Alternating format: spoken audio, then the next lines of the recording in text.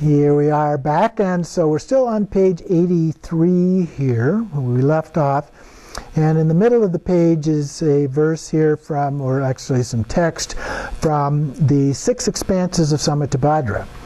And so the last half of that, starting in the middle there, any yogi with the good fortune of sharp and powerful intelligence who recognizes me brings to perfection the fruit of his practice and is thus equal to me, Samattabhadra.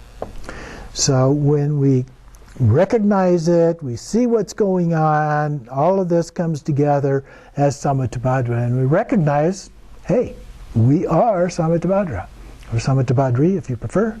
And so these all come together. It's the nature of mind, or Vajrasattva, or Padmasambhava, or Yeshitsogya. It doesn't matter who that is. We're all one and the same as a part of that. Going on to page 84 then, back to the words of the prayer itself, kind of diverted there for a little bit.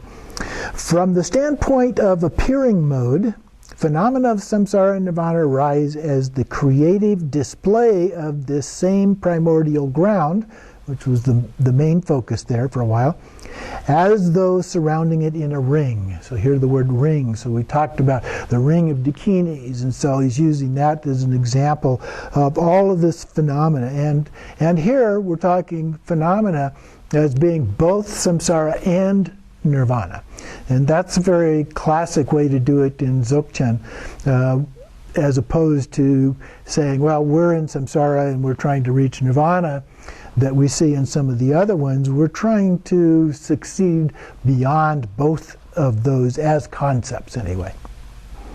And then the next paragraph, for beings who have not yet realized the ultimate state or understood it incorrectly, or only in part, appearances endlessly unfold.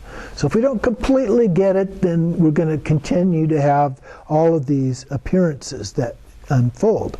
And then in the infinite expanse of the all-pervading Dharmadhatu, they are sky-like dancing dakinis, appearances. So many dakinis encircle you. These appearances are spontaneous display of the ultimate nature. And again, I compared that to Tsogao and Trekcho. So they are mere projection of the mind. And so that's one of the key instructions from the Dzogchen point of view, great perfection, is that what we're looking at, hearing, all of the sensory experiences that we have are the manifestation. And if you think about the ultimate in terms of Rigpa, pure awareness, that's the awareness before we become aware of things, before we actually perceive something. And so the perceptions are the manifestation. If we did not have that ability, the pure awareness, then we couldn't perceive anything. Okay? So there would be no display for us, experientially, there would be nothing. So we have to have that ability, the pure awareness ability, to be aware of things, perceiving them through our eyes, ears, nose, mouth, tongue, and so forth. So that's what it's saying here. They are a mere projection of the mind. Phenomena endlessly occur, pure or impure, in all their variety. On the other hand, next paragraph, for those who understand, and then a few lines down, and for those who never lose this understanding, but settle at their ease in the fresh, uncontrived, natural state, ordinary impure appearances and thoughts no longer occur. Okay? Keyword, impure. Ordinary impure appearances and thoughts no longer occur. They cannot occur. Just as it is impossible for ordinary stones to be found in a land of gold. That's an analogy that's often made, is that you're in this land of gold and you try to find something that's not gold. You can't find it because there is nothing. It's all gold. Okay?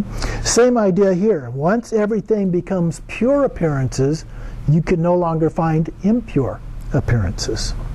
So all phenomena arise as infinite purity. So we understand the true nature. By maintaining this yoga seamless like a flowing stream in the absence of clinging, so we're not attached to things, grabbing on, holding on to things, all thoughts melt away at the moment of their arising. So as soon as a thought comes up, then it melts away on its own. We don't have to force it in any way. One will free oneself from all the fetters imposed by the conventional, ordinary mind. So we've completely changed our worldview at this point. We're seeing everything as being pure as it is. We're seeing things come and go naturally, just as natural as we would if we were just walking around today, but we understand it in a very different way.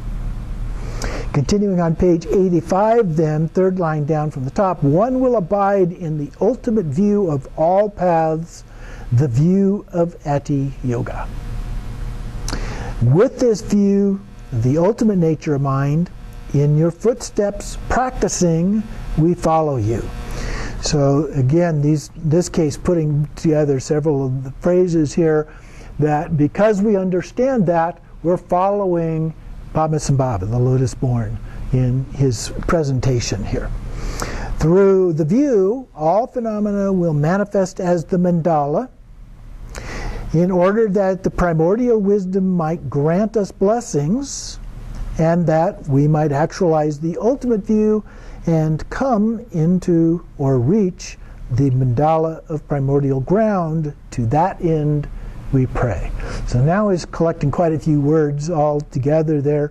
In your footsteps practicing, we follow you, grant us your blessings, come, we pray. Then the next paragraph has the actual mandala here, the mantra at the end here. Since this path is the essence of all pith instructions and is the highest of all wisdoms, it is the Guru. Okay, so this path is represented by the Guru. Free from all attachment and hindrance, without stain, it is Padma, the lotus. The final accomplishment is the siddhi. The siddhi means accomplishment, so that's the final accomplishment in this case. Inseparability of the ground and fruit is the seed syllable of the mind of all the Buddhas, the Home. So all put together there, Guru, Padma, Siddhi, Home. So this is the realization of actualization of suchness. I like the word suchness. I've liked it since I first ran into it in Zen many years ago. And it comes back again in Dzogchen as a word which doesn't have a real specific meaning, so it's hard to reify it as something because it just is, without specific meaning, which is very helpful in this particular case. So we actualize it as suchness. And then at the bottom of the page, phenomenal existence is nothing but the indivisible union of the two truths, appearance and emptiness. So appearance being the relative, emptiness being the ultimate. So those come together, and then continuing on the next page, co-emergent great bliss. And then from the Kalachakra Tantra, their bodies are pure, transparent, without a single atom of materiality, similar to space. Not space, but similar to space. They perceive phenomena as dreamlike, as illusory nature, as pure, transparent, and free of obscuration. Their speech touches others' beings' hearts, expressed in language appropriate to them. So as the Buddha had a reputation for being able to teach people in language appropriate to them. So sometimes that, in the way that it's been passed down to us, can create a little bit of confusion. So we have to be very careful about trying to make sure we understand the audience for what it is that he is teaching, and understand the difference between relative and ultimate forms of teaching.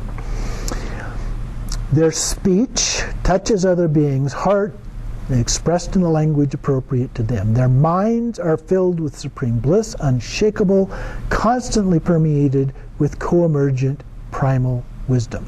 So it talks about the bodies, pure, transparent, and so forth, similar to space. Their speech touches the hearts of beings in an appropriate language, their minds filled with supreme bliss, unshakable, co-emergent primal wisdom. And then we have another section here, changing just a little bit. So this one refers to how this may be implemented as a practice, the 7-line prayer that we're talking about here. In the beginning, we can use the 7-line prayer as a part of Guru Yoga practice. It establishes the favorable conditions for the actualization of primordial wisdom. Then, with the help of a fully qualified teacher, we gain clear understanding of the paths of skillful means and liberation, and of the ultimate and swift path of the great perfection. Next, we make these the heart of our practice. This is how to gain certainty in the view. So as we develop and we go through the practices, we learn more about it, we gain in depth, we gain in understanding, it becomes the heart of what we're talking about in terms of our practice. The 7-line prayer, it's one I do every day, and it represents the heart of what we're talking about. And of course, with all of the commentary here from Mipham Rinpoche, you can see the plethora of different ways in which that can actually manifest as our understanding. And so as we do that, then we begin to gain more and more certainty as a part of the practices, like the 3 statements of Garib Dorje. When we get the first teaching and then we begin to understand it, and then we achieve certainty in that. So we gain certainty in the view, and one accomplishes the level of Vidyadhara. I mean, actually, there's 4 different levels of Vidyadhara, but here I think he's referring to the ultimate level, which would be Buddhahood. Page 87, with faith in Guru Rinpoche, now here he's what he's referring to as we go down through this paragraph is a process that we normally would do with Vajrasattva, kind of a purification process, but here he's embodying Guru Rinpoche as a part of that. So the embodiment of all refuges, meditate upon him above the crown of your heads with the 7-line prayer. So we recite the 7-line prayer, but we visualize him as being up here above our head. And then there's a stream of Amrita, just like with Vajrasattva, that cleanses away all our illnesses and evil forces in our mind. Just purifying our mind, not our brain, even though that's in the head, but purifying our mind, which comes on down into the heart level as well. And then finally, a few lines down, finally, like salt dissolving into water, our body melts into pure liquid, into the gaping mouths of Yama, the Lord of Death, and all the other evil forces to whom we owe karmic debts, which are wholly satisfied. All evil and karmic debts are dissolved into emptiness. So it's a little bit different here, because in Vajrasattva, our body doesn't melt into that, but all of the things inside of the body does. So it's kind of like a balloon, and everything inside of the balloon comes out, but the balloon itself remains in a purified form. Then, next paragraph, meditate on our bodies as being the luminous body of the Yidam, the deity. So now we're shifting gears a little bit from the purification of Vajrasattva now to the practice of the Yidam, or deity. So here, the Yidam is Guru Rinpoche, who descends into the heart, into the center of the 8-petaled lotus of our hearts, in the single taste with the indestructible essence drop. So the drop is considered to be in the chakra at the heart, and that's the essence drop that he's referring to here. And the 8-petaled lotus is the chakra there, and the petals are like the branches coming out in the different directions, the 4 cardinal directions, the 4 intermediate directions, and so forth at the heart. Remain in a state of meditative equipoise in great bliss, pure view. In post-meditation then, we continue on. So we've recited the prayer as we were going through this. And then there's no specific meditation where we dissolve anything in this particular set of instructions. But then in post-meditation, when we get up off of the cushion, everything that appears is a pure Buddha field, peopled by deities. So we view all beings as Buddhas or deities. And we use eating, walking, and sitting as part of the practice. Everything becomes practice. And use them as offerings, circumambulation, and so forth, respectively. When we go to bed, we visualize the teacher at the center of our hearts, and then endeavor in the practice, a constant, uninterrupted stream, making a virtue of everything we do. So, importance of ethics as a part of this, as we go about our daily lives, which is the focus on the post-meditation part. So he continues the last line there, visualize Guru Rinpoche in the sky in front of us and pray to him, making offerings and praises. This is the way to receive the blessings of his body, speech, and mind. All the perfect qualities and ultimate excellence of Buddhahood manifest when we follow a teacher. And the innate teacher for all of us is Guru Rinpoche, Padmasambhava. So even if we don't have a specific in-person teacher that we relate to, then we can still view Padmasambhava as our teacher, as our root guru, so to speak. So this is particularly true of realization of the profound path and the teacher's blessings. So he's referring here, the profound path is great perfection. And then down below the two quotes there, together, second line, together with their study and text, together with their commentaries, in particular the pith instructions, by such means we will be able to dispel all doubts regarding the view. Then, by exerting ourselves according to our understanding and experience, we will reap the fruit both now and ultimately. So by following that as a practice, doing that as a practice, we will come to ultimate realization as a part of that.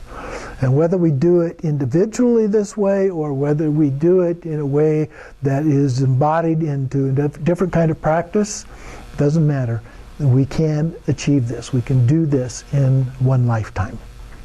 And if by chance we don't, maybe we can do it in the Bardo, or if we don't do it there, we can come back in the next life and continue to do it. Or maybe we go into a Pure Land of Padmasambhava, the copper-colored mountain, or to Dewa Chan, or wherever, and being able to continue our practice and achieve realization in that way. So next time we will continue with the last little bit of this. The colophon is here, just a short section as a part of that. And then there is a practice here of the Rain of Blessings, a Guru Yoga based on the 7-line prayer. So it gives us a more detailed version that we could use for practice as a part of that. And then I have a handout for you that we will look at each of these different approaches that have been described in the commentary in a graphic form. It's 4 pages and goes through word by word with the examples that were used in the commentary. And then we'll wrap up by talking more specifically about the Dzogchen view and how it applies to doing deity yoga. And then after that, we'll start looking at the treasure book, which has the 4 roots practices, and we will use that as our examples of how to apply that from the Dzogchen view that we've been learning from the White Lotus. So that's where we are and where we are headed.